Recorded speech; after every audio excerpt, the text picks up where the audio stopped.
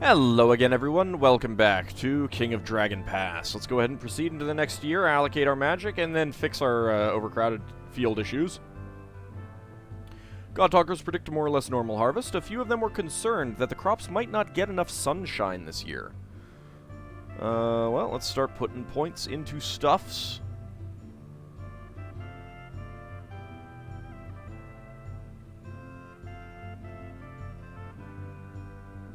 Not sure if we'll go on a quest this year, but I suppose we could. We'll go ahead and proceed with that.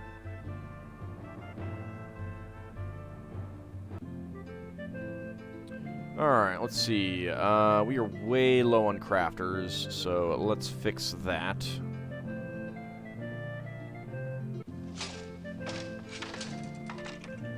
And we are way low on pasture land. Let's see. Oh, Venharl is old.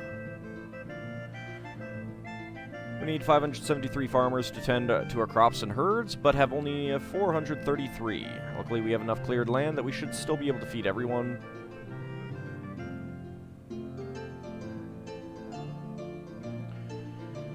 Our animals need to graze on 70 hides of land and be tended by 130 herders.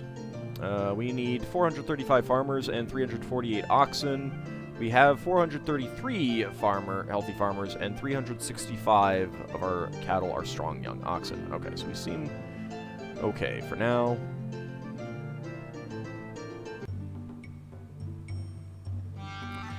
Coolbreast, a warrior of the Brown Boar clan, comes bearing something you may have been looking for. He refers to Karendra, the young daughter of one of your weapon thanes. She came to our clan claiming to be an orphan, insisting that we adopt her so that she could grow up to be a mighty warrior. We recognized your clan insignia and reckoned that her story could stand to be checked. That's when she started throwing the tantrum she's been throwing the whole way over here. Ask Coolbreast if his clan wants to adopt her. We must show our gratitude to Coolbreast. Tell Coolbreast that you owe his clan a favor. Scold Karendra for embarrassing the clan. Scold the impertinent brat. This child's unknowing words have brought shame upon our warriors. Her words, though foolish and without foundation, have brought shame upon our warriors. Better to cook with honey than with ashes. Same thing. She does not embarrass us. We embarrass ourselves by fretting over such a minor matter. Let's convince Karendra that your clan produces a great war. I wish I could do both of these. Karendra was ashamed and said she was proud of our warriors too. Everyone laughed.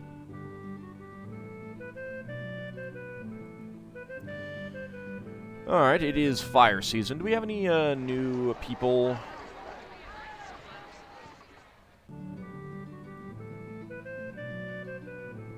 Lismelder has gotten older. Nope, no one new. Let's go on a raid on the turtles. We haven't done a raid in a while, and our people will, our weapon things will get antsy if we don't.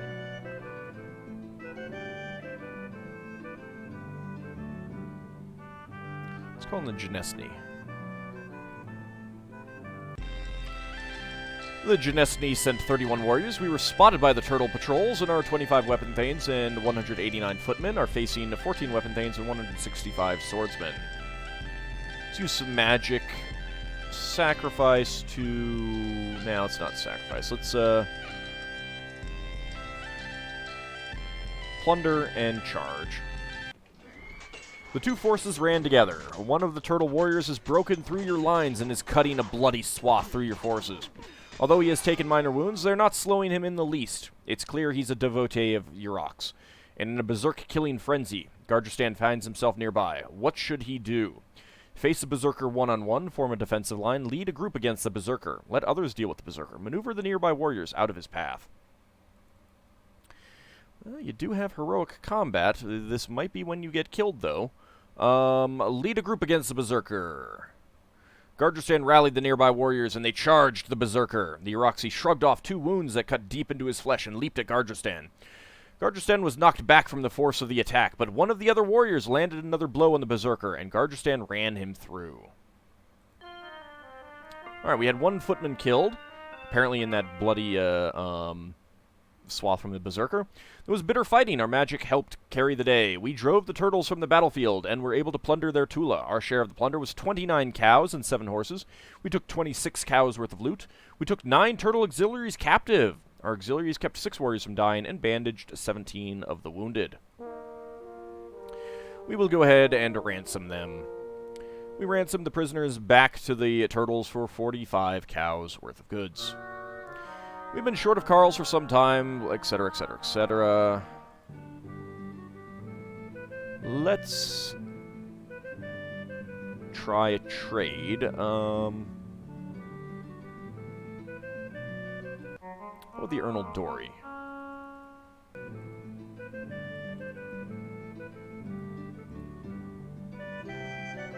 For treasure.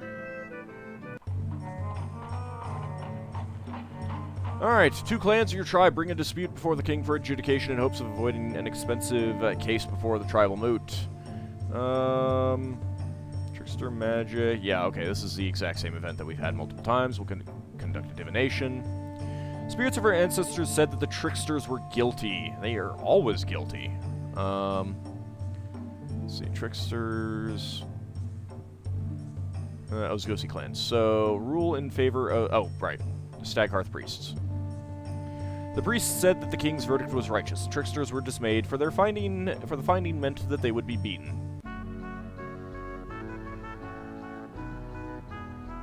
We haven't explored our Tula in a little while. Let's go ahead and do that. Sure, Gardrestan can do it.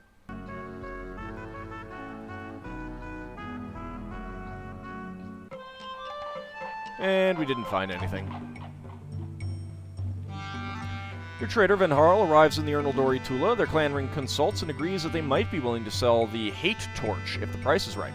They summarize its abilities, an ever-burning magic torch that grants certain clan members cunning and strength.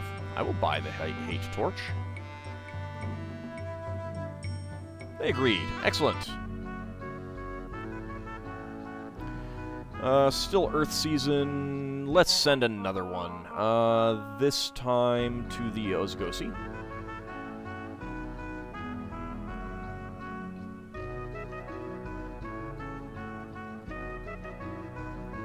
Wondering if there might be anyone else. Not really. Alright.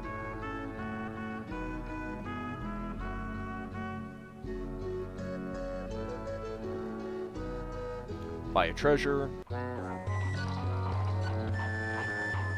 Great warriors of the death god Humak, assemble at your clan hall to petition you for help. 6 brothers, explorers, found a nest of walking corpses. While exploring to the south, it is our duty to Humak to wipe out these beings, which are anathema to him. It is your duty as good people of Dragon Pass to help us, for all of us benefit when the undead are slain. We'll go ahead and send some warriors. We've had this event enough times. We will go ahead and send 10 weapon thanes, I think. They said we were honorable and then departed with our warriors in tow. Let's get more.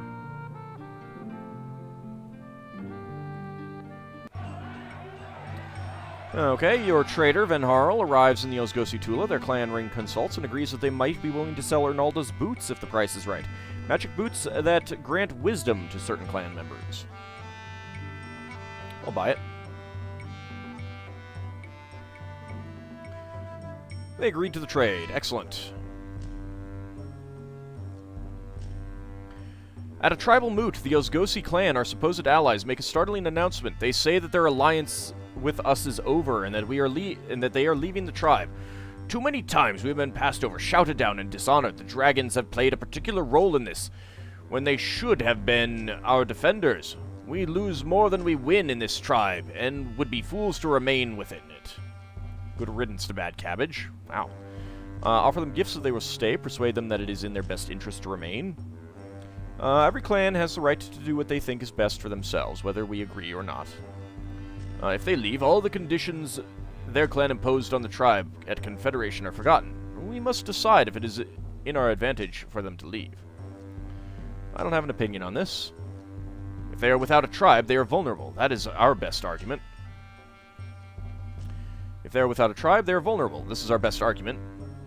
I'm not sure about this. In the game of tribes, you can't have winners unless you also have losers. Yep. You're an idiot, Yorsar. Persuade them that it is in their best interests to remain. Our wise words caused them to reconsider their decision. They remained in the tribe. Excellent. How does that, clan mood the tribe mood is still jubilant.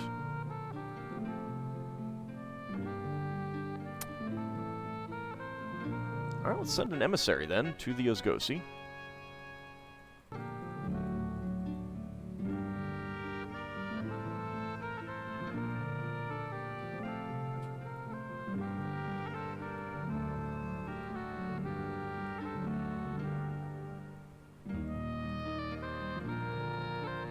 That's good.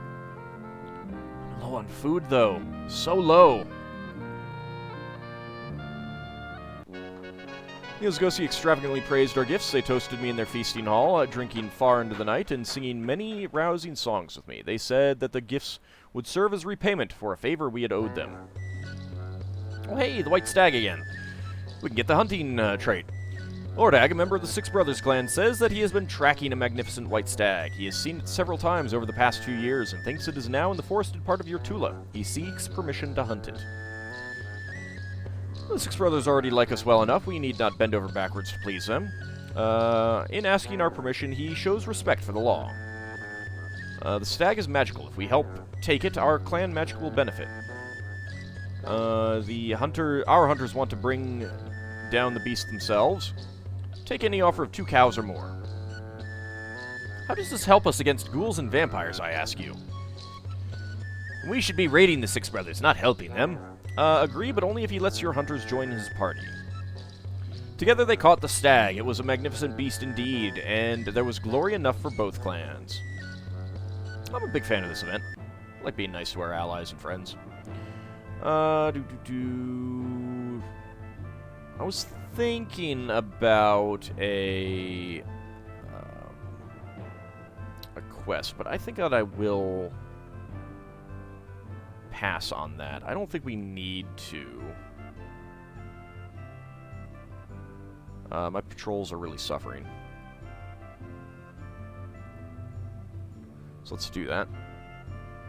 See if we can get some more cattle. Oh, turtles!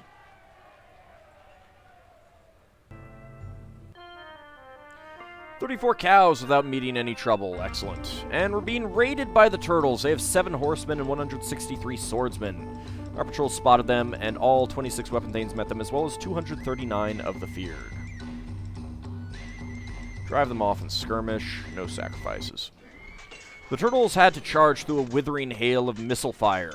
Thanks in part to the ferocity of Estivos' initial charge, he finds himself alone on the battlefield, surrounded only by the turtles.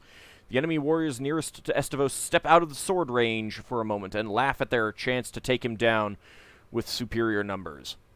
What should he do? Flee for his life, rejoin our forces as fast as possible, fight heroically until help can arrive.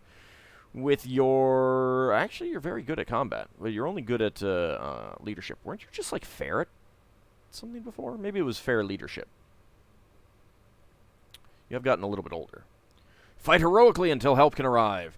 Before the turtle warriors could gather themselves for the attack, Estivos threw himself against their shield wall. The turtle warriors made a great show of yelling and waving their swords. Then they charged Estivos in one fearsome wave. He staggered away from the turtles, but fell horribly wounded. We were fortunate that Estivos was so tough, and kept crawling towards our lines after suffering dozens of wounds. I guess he didn't die. There was bitter fighting. Our magic deafened and dazed them. We drove the turtles off, and their survivors left without plundering Yrtula. We captured 6 horses. Through their healing magics, our auxiliaries kept 1 warrior from dying and healed 3 of the wounded. That's a lot of people that we killed and injured. Oh, I think this is the Telmori beastmen. Word reaches you that the Velisi and Kolamar tribes are fighting a war with the Telmori, the strange and savage folk who are part man, part wolf. Orlanthe losses have been heavy because the Telmori know the land well and have magics unfamiliar to the Orlanth God-talkers. Although once hostile to one another, the tribes have united behind a war leader called AuldDragon. Under his leadership, the Orlanthi have rallied somewhat, but their cause still seems desperate. Tell AuldDragon you will make peace with the Telmori if he agrees to build a town. The true leader does not do what is expedient. He does what others think impossible. The Telmori once worshipped the chaos god Gabaji, and now wander the earth without peace. Somewhere in this situation there is a good fight to be had. Sometimes the Telmori are wolves, sometimes they are men. Making peace with the Telmori will be very difficult, but if we achieve it, we can ask whatever we want. Do not make needless war. I don't know. Okay, so tell AuldDragon you will make peace with the Telmori on his behalf. Tell AuldDragon you will make peace with the Telmori if he agrees to build a town. Let's go with 6. Not sure how this one would work since we've already built a town. Who leads the delegation to meet AuldDragon? Actually, let's see. Bargaining, Van Harl.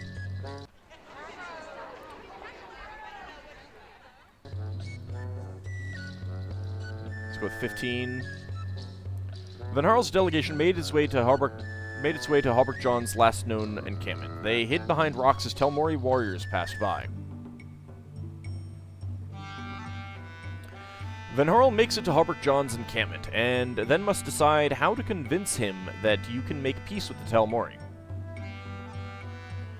Let's see. We have proven our ability to broker peace already, not only with the other tribes, but with the Telmori near us. We will be able to do it again.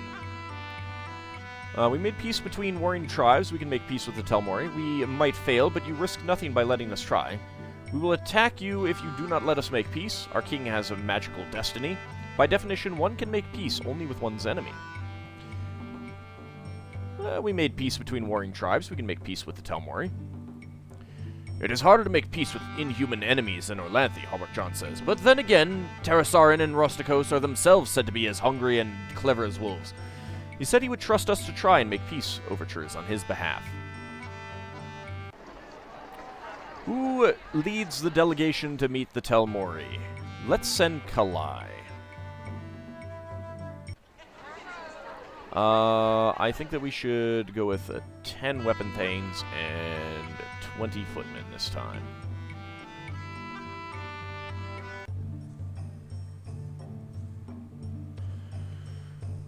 AuldDragon tells you where he thinks the main Telmori encampment is.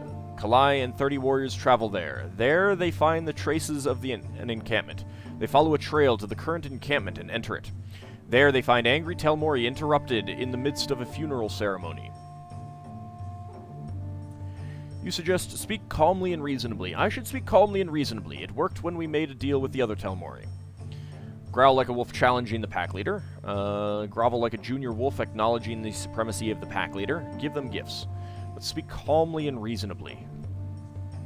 The Telmori growled at us. Some of their chieftains and shamans ran up and bit Kalai and his companions, drawing blood. But they did not kill Kalai. Slowly, Kalai won their trust, and they said that they would make peace with us if Kalai could revive their slain chieftain. Ooh. Well, I do know the resurrection ritual. The Telmori lead Kalai to a bier on which their slain chieftain, Vralling Creekleaper, lies dead. If you can bring him back to life, they say, we will make this peace with you. If you fail, we will kill you, as we have promised. Convince them that you can lift their curse. They have forgotten their true problem. What they need is a home, and an end to their cursed wandering. Magically create a new chieftain, magically revive Vralling, magically turn one of your warriors into a Telmori chieftain. Run away.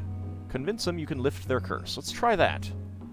Kalai told them that they would no longer be doomed to wander the earth, for he was creating a new kingdom here in Dragon Pass, and they could be a part of it.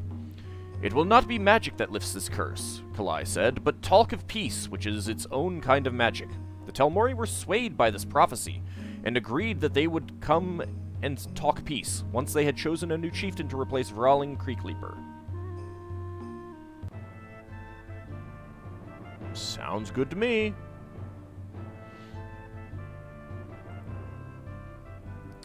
We've got one wounded person. That's going to be Estivos. Yep.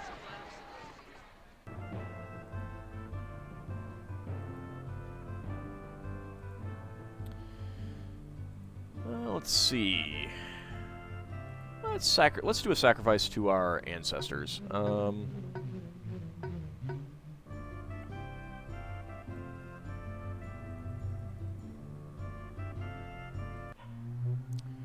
Our ancestors said we may found all the treasures hidden in our lands.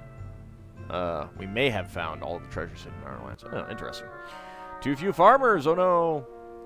While at the Grey Fox Market, I heard a poet say that twins will be born to a chieftain's wife, and these twins will speak with the accent of Tarsh, a nation to the north. They will demonstrate magical powers before they are 6, find hidden wisdom before they are 9, and vanish before they are 12. And that brings the year to a close. 53 babies were born. We initiated 83 children as adults. The clan has 36 more people, 36 more head of cattle, 4 fewer horses, and 84 more sheep than we did last Sacred Time. We produced 1,429 and ate 1,336 bushels of food. 354 were lost due to spoilage. Our crafters produced 208 cows worth of goods. Our market made a profit of 64 cows worth of goods. I'm not producing enough food now, guys. Look, I'm losing food. This is terrible. I might run out in, another 100 years or so. Anyway, that brings an end to this episode. Next time, I think we'll be finding out if we can make peace with the Telmori. See you then, everyone.